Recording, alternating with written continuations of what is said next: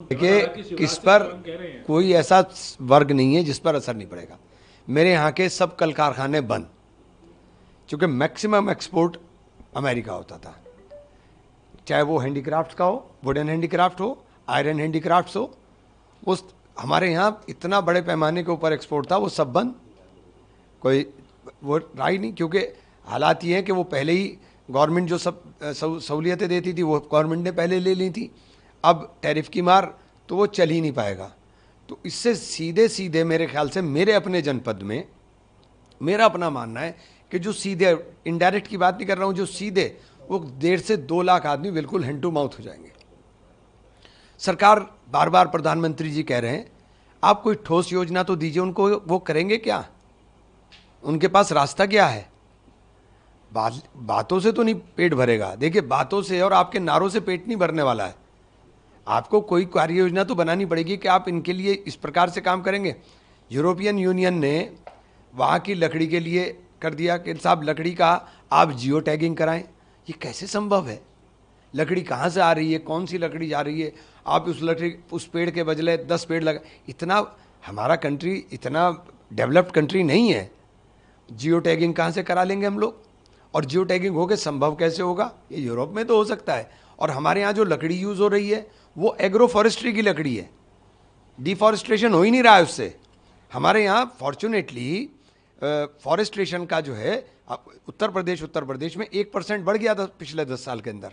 तो हमारे यहाँ डिफॉरेस्ट्रेशन हो ही नहीं रहा है, ये एग्रो फॉरेस्ट्री की लकड़ी यूज़ हो रही है। लेकिन गवर्नमेंट, मैं गया था माननीय मंत्री जी के पास, उनसे मैंने आग्रह भी किया, मैंने कम से कम अगर ये अमेरिका बंद होता है तो ये यूरोपियन यूनियन का जो एक आ गया तो कम से कम ये रास्ता तो खुलेगा। तो ये ऐसी चीज़ें हैं कि इनके ऊपर प्रधानमंत्री जी को बड़ी गंभीरता के साथ और गहनता के साथ, नारों से नहीं, ये देश के नौजवान के रोजगार का जुड़ा हुआ मसला, नारों से नहीं आप बात चलेगी। इसके ऊपर जो परिणाम इसके हो रहे हैं उनके ऊपर सोच करके उनके लिए कोई ना कोई रास्ता ढूंढना चाहिए। अच्छा, मुसलमानों को निकालने का किसने बनाया था? आप तो मुसलमानों को निकालने का, आप उठा लीजिए इतिहास। जो कह रहे हैं वो करेंगे कभी नहीं।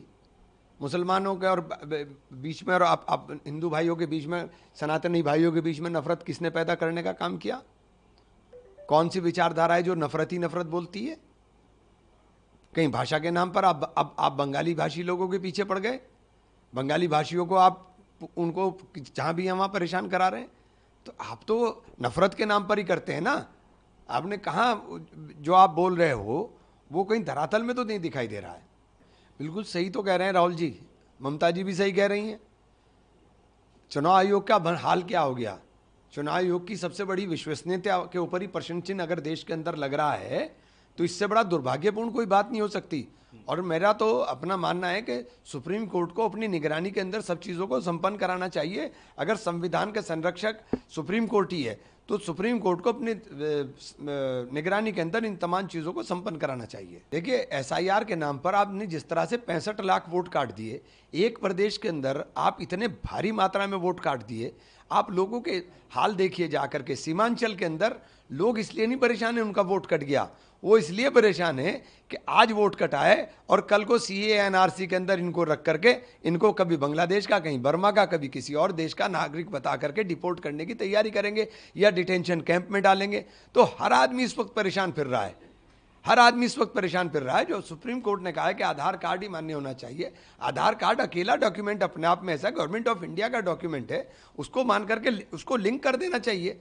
अब आधार, अब इतनी टेक्नोलॉजी आ रही है, आप एक तरफ तो कहते हो कि साहब हम ईवीएम नहीं हटाएंगे और दूसरी तरफ आप टेक्नोलॉजी को इस्तेमाल लें। आप टेक्नोलॉजी से क्यों नहीं जोड़ते? आधार के साथ लिंक कर दीजिए वोटर लिस्ट को। जब आप बैंक अकाउंट लिंक कर सकते हो, आप आधार के साथ पैन कार्ड लिंक कर सकते हो, तो फिर ये क्यों नहीं लिंक कर सकते आप?